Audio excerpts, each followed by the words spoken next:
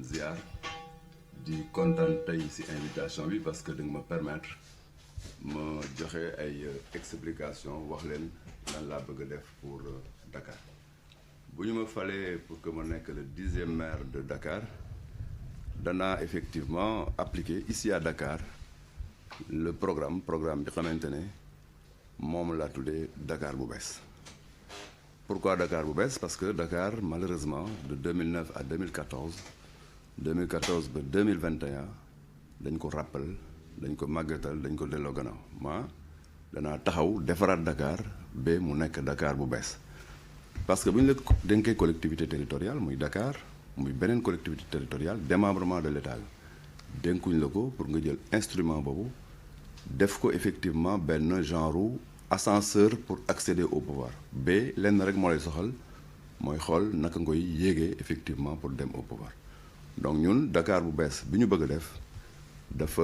méngoo ak un programme boo bëggee nekk candidat à une ville da ngay am sérieux boo xamante ne da ngay leen di proposer un programme si programme bi ñuy proposer Dakar waa am na 10 axes stratégiques bu njëkk bi xam naa peut-être du ñu mën a développer lépp mais déjà ma jukki si ëpp effectivement solo déjà du point de la gouvernance xam nañ ne collectivité territoriale boo ko yoree da ngay am benn conseil municipal bu dee Dakar y a 100 conseillers am un bureau municipal am le maire am une administration municipale ñooñu ñooy élaborer l'orientation stratégique def le budget exécuter ko à la fin ñu def le compte administratif mais man en ce qui me concerne si sama projet Dakar bu bees dama bëgg a inclure lu ñuy wax la conférence territoriale de Dakar mooy fexe ba chaque fois une fois par année acteurs yépp ci Dakar daje avant l'orientation budgétaire des élus ñu identifier les priorités parce que priorités yi Dakar waaye ñoom ñoo ko xam parce que très souvent li indi dysfonctionnement bi mooy dañuy fay élus yi rek les 100 ils vont revoir le peuple qu'à la fin c'est-à-dire au bout de 5 ans man je tiens à ce que chaque année mu am la conférence territoriale de Dakar beneen aspect dans Dakar bu bees Dakar a des priorités première priorité c'est l'insécurité la ville de Dakar dafa war a investir dans la sécurité des Dakaroises et des Dakarois suñu programme am na lu ñuy wax le quartier sûr mooy fexe ba les différents quartiers de Dakar am une stratégie boo xamante ne ville bi moo koy conduire avec les 19 communes pour des initiatives de quartier sûr exemple yooyu am na ça est porté par les jeunes du quartier par les délégués de quartier par les femmes du quartier mais en rapport avec les forces de défense et de sécurité mu am un numéro vert des appels d'urgence sur la sécurité de telle sorte qu'à chaque fois qu'il y a un problème immédiatement on peut intervenir. D'accord. Autre aspect à ce niveau-là parce que c'est important élément bu am solo ci programme bi c'est que Dakar dafa war a nekk ville boo xamante ne day créer de l'emploi pour les jeunes dañu estimer que l'État a un rôle l'entreprise a un rôle mais la ville de Dakar par des secteurs yoo xamante ne moom moo ko polarisé dafa war a jox la jeunesse de l'emploi les emplois verts les emplois dans l'aménagement les emplois sur la sécurité xamante ne sécurité la et cetera donc y aura xëyu ndawu Dakar parallèlement à xëyu ndaw yi de manière générale dans le pays sans compter notre programme sur le sport et les loisirs démocratiser les terrains de multisport les terrains gazon synthétique les petits terrains yoo xamante ne xale yi war nañ ko mën a utiliser dans les quartiers de manière en termes de proximité am na solo. diggante yéen jëf yi moom léeg-léeg mooy problème bi Alimou. non jëf bi sur ce plan là du doon problème. parce que boo amee vision am un programme gis ne population yi da nga leen defal une conférence territoriale ñoom ñuy xayma et à la fin ñu ñëwaat pour xool est-ce que leur priorité téye nga aussi bu boobaa jëf bi du am problème parce que tu es contrôlé au fur et à mesure par les populations. Monsieur le ministre nee nga problème Dakar dafa ñi fi nekkoon dañ ko màggetal on dira Khalifa Sall de manière transitoire Soham El Wardini yéen ban wàll ngeen am ci jëf boobu ndaxte su ma fàttewul yaa ngi ci conseil municipal bi et ensuite aussi yéen régime bi dañoo jàpp ni am ngeen ci wàllu ñàkk en tout cas liggéey boo xamante ni Khalifa Sall defu ko am ngeen ci wàll ndaxte yéen a ko yóbbu kaso sonal ko ci yëpp programme yoo xamante ni daf ko doon def. Ali, je crois que question bu am solo la mais man généralement du ma aborder les choses si fànn boo xam ne da ngay tudd ay tur wala ngay orienter di personnaliser le débat mais nañu wax principe déjà ñi fi newoon dañoo màggatal Dakar loolu Dakar yëpp gis nañ ko Dakar ville bi investirul si propreté bi Dakar amatul espace vert c'est pas bien aménagé Dakar insécurité bi ville bi dugalu si loxoom gisuma un projet de ville bu structurant boo xamante ne Sénégalais yi setal dëkk bi Abdoulaye Diouf Sarr setal dëkk bi nag ci loxoy maire bi la nekkoon. mais man je suis bien placé. yow nekkoon nga ministre collectivité locale est-ce que yaa ko nangu woon sax UCG man maa ko créé et je suis bien placé pour xam lan moo tax kon yow yaa fa xotli mbalit mi ci loxoy maire Ndakaaru. espace vert bi tamit Dakar waay aménagement du territoire bu ñu dégloonte rek danañu comprendre parce que man maa woon ministre de la gouvernance locale du développement et de l'aménagement du territoire donc mbiru wàllu commune ak ville xam naa ko bu baax avant d'être ministre de la gouvernance locale du développement et de l'aménagement du territoire j'ai dirigé en 96 la CAEL, la cellule d'appui aux élus locaux à la maison des élus locaux j'étais le premier coordonnateur technique man maa ko jëkk a jiite la décentralisation acte 2 maa ko lancé avec une équipe technique de 10 experts xam naa bu baax li may wax en matière de collectivité donc 2000 bi ñu jëlee mbalit bi c'est parce que dañ doon seetlu ne en tant que Dakar bi ko yoroon dafa carent effectivement dit mbalit bi mi ngi woon ci mbedd mi tous les jours des grèves tous les jours des problèmes tous les jours Dakar était extrêmement sale l'expérience UCG bi ma koy créer mooy fexe ba ñu am benn instrument boo xamante ne day xalaat préoccupation Dakar waay et aujourd'hui ñëpp xam nañ ne l'UCG mi ngi def un excellent travail à Dakar bu ñu ko deful woon malheureusement ñi yore ville bi seen stratégie mooy utiliser toujours instrument bu ñu leen jox di ko xeex état bi bon mbalit bi dañ ko naroon jël utiliser ko comme un moyen de pression contre l'état donc pour revenir donc au programme par rapport ak aux deux maires yi nga cité tout à l'heure même bu ma mënul bëggul tudd seen tur parce que ça peut paraître inélégant dama yaakaar quand même que ne terew ñu leen liggéey ce qu'il faut savoir et souvent ça aussi il faut que ñu fàttali ko Sénégalais yi ville commune 601 territoires yi nekk Sénégal yépp mais ce sont des démembrements de l'État le maire est un agent de l'État c'est un instrument de l'État boo xam ne état bi daf ko confier des compétences transférées bu fekkente ne véritablement yow li ngay def newul en cohérence avec les politiques de l'État bu boobaa état bi na la wax mais explique quand même la cohérence qu'il y a dedans. par exemple jox ma exemple. je prends loo xamante ni Khalifa Sall bëggoon na ko def nekkul cohérence ak yéen nguur gi lu ngeen bëggeen def. ma jël juste benn exemple boo xamante ne dañ ko waxaat ko mais vraiment indi si loo xamante ne amu si alors que état bi dafa bëggoon juste que li ville bi di proposer du point de vue de l'emprunt obligataire fàtte nga ce grand débat sur l'emprunt obligataire. ngeen bañal ko mais non baal ma expliquer rek parce que les Sénégalais fi ñu toll nii dañoo bëgg comprendre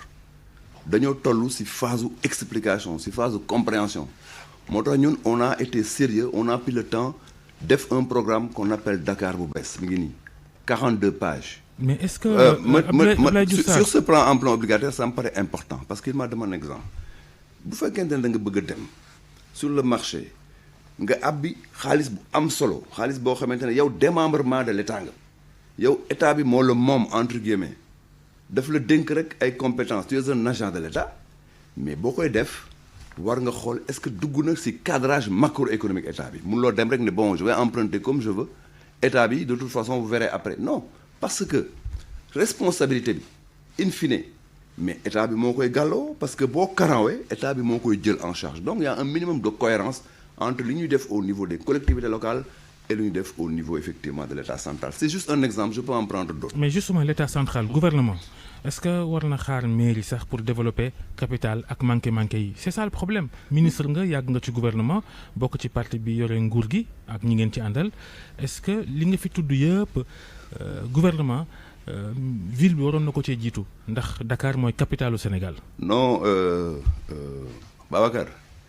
c'est parce que gouvernement warul xaar nguur gi pour développer le Sénégal en général la ville capitale en particulier moo tax projet yi nga gis yépp gouvernement di ko taxawal ci collectivités locales yi ci collectivités territoriales yi mu koy def. Je prends l'exemple de Dakar. Dans quelques mois,